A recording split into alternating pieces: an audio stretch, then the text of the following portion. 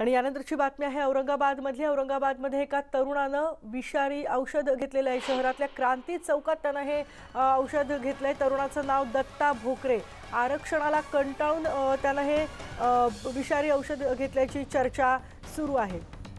मराठा आरक्षणासाठी त्यानं आत्महत्येचा प्रयत्न केला का असा देखील सवाल विचारला जातो। आपल्या सोबत आहेत आमचे प्रतिनिधी सिद्धार्थ गोदाम। सिद्धार्थ, काय अधिक माहिती आहे? केतकी, काल सुप्रीम कोर्टाने निर्णय दिला। कालची सुनावणी स्थगित करून येत्या 5 फेब्रुवारीपासून सुनावणी होईल। त्यामुळे तरुणांमध्ये कुठेतरी नैराश्य निर्माण झालेलं आहे। त्यातूनच मराठा क्रांती ठोक मोर्चाच्या एका कार्यकर्त्यांनी, दत्ता भोकरे त्याचं नाव आहे, त्यांनी औरंगाबाद येथील गजबजलेल्या क्रांती चौकामध्ये विषारी औषध घेण्याचा प्रयत्न केला। सुदैवाने थोडंसंच औषध त्याच्या पोटात गेलं, मात्र त्या ठिकाणी पोलीस होते। पोलिसांनी तात्काळ त्या पोराला ताब्यात घेऊन दवाखान्यात दाखल केलेलं आहे आणि त्याचा सुदैवाने जीव वाचवलेला आहे। मात्र आता मराठा क्रांती ठोक मोर्चा किंवा इतर संघटना आता आक्रमक होताना दिसत आहेत। पाटील, काय म्हणाल एकंदरीत कालच्या प्रकारात? सगळ्यात पहिले या महाराष्ट्रातल्या तमाम मराठा युवकांना आणि बांधवांना मी आज सांगू इच्छितो की असं आत्महत्यासारखं असं टोकाचं पाऊल तुम्ही या ठिकाणी उचलू नका। कारण अगोदरच आपल्या या ठिकाणी 42 बांधवांनी या ठिकाणी या मराठा आरक्षणासाठी बलिदान दिलेलं आहे। अजूनही त्या कुटुंबियाच्या सदस्यांना या ठिकाणी न्याय मिळालेला नाहीये। आत्महत्यासारखं पाऊल येणार आहे का तुम्ही उचलू नका। जर आत्महत्या जर करायची असेल तर या हरामखोर निर्दयी मंत्र्या संत्र्याला ठोका, यांना मारा आणि मग जेलमध्ये जा। कारण आत्महत्यासारखं पाऊल उचलून तुम्ही काय करणार? तुम्ही आत्महत्या केल्या तरी या सरकारला या ठिकाणी काही फरक पडत नाही। अरे या महाराष्ट्रामध्ये 58 मोर्चे, 2 ठोक मोर्चे, 14,000 बांधवांवरती गुन्हे दाखल झाले तरी या सरकारचे या ठिकाणी डोळे उघडले नाही। त्यामुळं येणाऱ्या काळामध्ये मराठा क्रांती ठोक मोर्चाच्या वतीनं मी सांगू इच्छितो आपल्याला, येणाऱ्या काळामध्ये मोठं एक जन आंदोलनाची सुरुवात लवकरात लवकर आम्ही संभाजीनगर या ठिकाणी करणार आहोत। दुसरा विषय मी तुम्हाला सांगू इच्छितो, तुम्ही म्हणशान दरवेळेस केरे पाटील तुम्ही असं काय बोलतात? अशोक चव्हाण साहेब गेले कित्येक दिवसापासून तारीख के ऊपर तारीख आज इकडं मराठा विद्यार्थ्यांची अवस्था आज ना घरकाना घाटचा अशी झालेली आहे। दुविधा मनस्थिती आज मराठी विद्यार्थी या ठिकाणी आहे।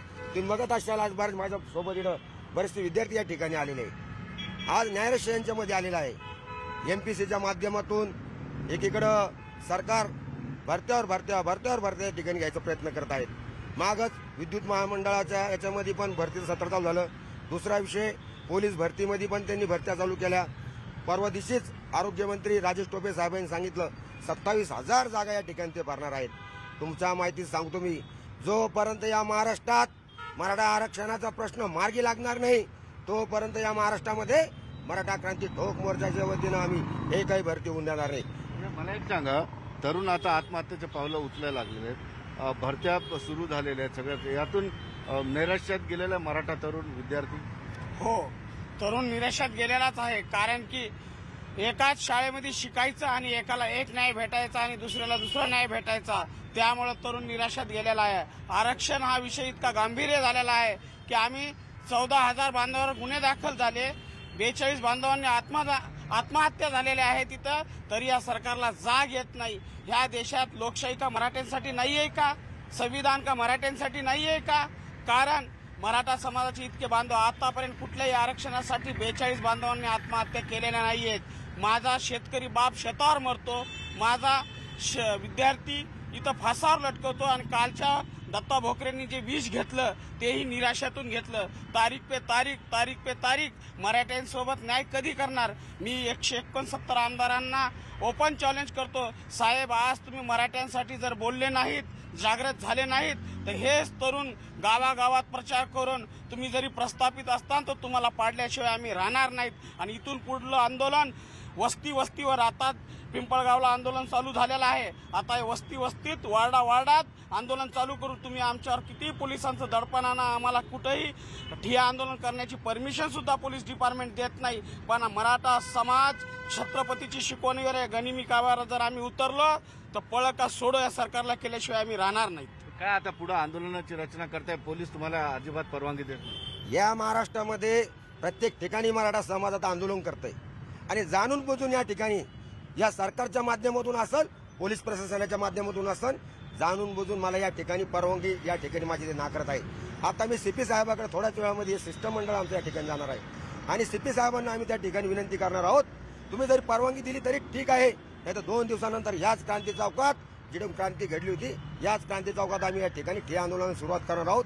मी आता युवक विद्यार्थी या विद्यार्थ्याची खतखत तुम्ही ऐका, काय विद्यार्थ्यांच्या भावना ऐका तुम्ही काय म्हणणार सर? काल एमपीएससी वाल्यांनी काल गव्हर्नमेंटला न सांगताही हे केलेलं आहे, याचिका दाखल केलेली आहे। पण ते याचिकेमध्ये असं सरळ दिलं की एससीबीसी सोडून सगळ्यांना तुम्ही जॉईनिंग द्या।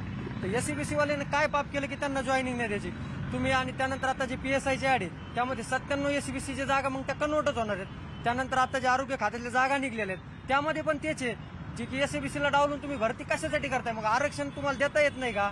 सरकारने याबद्दल थोडं गांभीर्याने घेतलं पाहिजे। जर सरकारला गांभीर्य कळत नसेल, घेता येत नसेल तर सरकारने सांगावं आमच्याकडून आरक्षण भेटत नाही तुम्हाला, मग आमच्या पद्धतीने आम्ही काय करायचं करतो। एमपीसीचे भरपूर विद्यार्थी आहेत की जे ज्यांना नियुक्ती भेटलेली नाही, 2015 पासून त्यांना नियुक्ती भेटल्या नाही, ते त्यांनी आंदोलन केले, मुंबईत केले।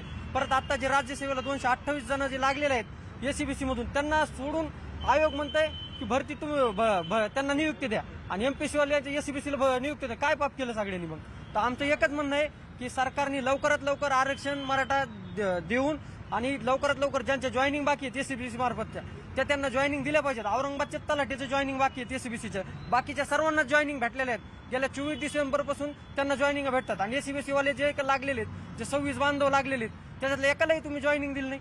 की गव्हर्नमेंटने काही ना काही याच्यावर निर्णय घेतला पाहिजे आणि ज्या परीक्षा एससीबीसी म्हणजे आरक्षणातून झालेल्या आहेत त्या त्यांना भेटल्याच पाहिजेत, असं आम्हाला वाटतं की ज्यांना ज्यांना नियुक्त राहिले ते एससीबीसीतून त्यांनी जॉईनिंग व्हायला पाहिजेत आणि ते दिलंच पाहिजे गव्हर्नमेंटने। नाही दिलं तर आम्ही इथं आंदोलनाचा पवित्र परवा दिवसापासून घेणार आहोत। थोडक्यात बोला, काय बोलायचं? मुख्यमंत्री साहेब याच्यामध्ये तात्काळ तुम्ही लक्ष घालावं।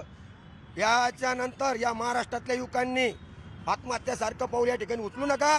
आता मराठा समाज रस्त्यावर उतरल्याशिवाय राहणार नाही। मुख्यमंत्री साहेब तुम्ही जर याच्यामध्ये लक्ष घातलं तर ठीक आहे, तात्काळ या अशोक चव्हाणांची या ठिकाणी हकालपट्टी करावी आणि त्या ठिकाणी एकनाथ शिंदे साहेब असेल, बाळासाहेब थोरात साहेब असेल, त्याच्यानंतर यांच्या त्या ठिकाणी तुम्ही नियुक्ती करावी, कारण अशोक चव्हाण हे मराठा समाजाला न्याय देऊ शकत नाही। परवा जर आम्हाला या क्रांती चौकात जर परवानगी जर नाही दिली तर हजारो मराठा बांधवांना या ठिकाणी घेऊन या ठिकाणी चक्का जाम केला जाणार आहे। त्यामुळं पोलीस प्रशासनाला पण माझी विनंती आहे, आम्ही शांततेच्या माध्यमातून या ठिकाणी ठिय्याला बसणार आहोत, तुम्ही आम्हाला ठिय्याला परवानगी द्यावी आणि सहकार्य करावं। निश्चित बघितलं केतकी आपण एक कुठंतरी संताप विद्यार्थ्यांमध्ये आहे, कार्यकर्त्यांमध्ये, कारण राज्य सरकार वेगवेगळ्या विभागातल्या हजारो जागांची भरती काढते, मात्र मराठा समाजाच्या विद्यार्थ्यांच्या आरक्षणाचा प्रश्न सुटलेला नाही। त्यामुळे हा चान्स गेला तर पुढचा चान्स येईल की नाही येईल, एजबार काही मुलं होतील, त्यामुळे नैराश्य पोरांच्या मनामध्ये आलेलं आहे। त्यातूनच कालचा प्रकार दुर्दैवाने घडलेला आहे। निश्चितच आपणही असं सांगूया की आत्महत्या करणं हा काही सोल्युशन किंवा तो उपाय नाही, त्यासाठी वेगवेगळ्या पद्धतीचे लढे असतील किंवा आपल्याला सुप्रीम कोर्टाच्या निर्णयापर्यंत थांबावं लागेल। अगदी सिद्धार्थ, काल या युवकांना औषध घेतलं, सुदैवानं थोडक्यात बचावलेला आहे तो, पण नक्कीच हा एक अलर्ट असा आपण समजू शकतो। कृपया टोकाचं पाऊल उचलू नका, असंच आवाहन आपण देखील न्यूज 18च्या माध्यमातून, न्यूज 18 लोकमतच्या माध्यमातून करूयात। धन्यवाद सिद्धार्थ, तिथले सगळ्या प्रतिक्रिया आमच्यापर्यंत पोहोचवल्याबद्दल। आणि एक ब्रेक आपण घेतोय, पण त्यापूर्वी एक महत्त्वाची बातमी, एक महत्त्वाची वेगळी बातमी आम्ही तुम्हाला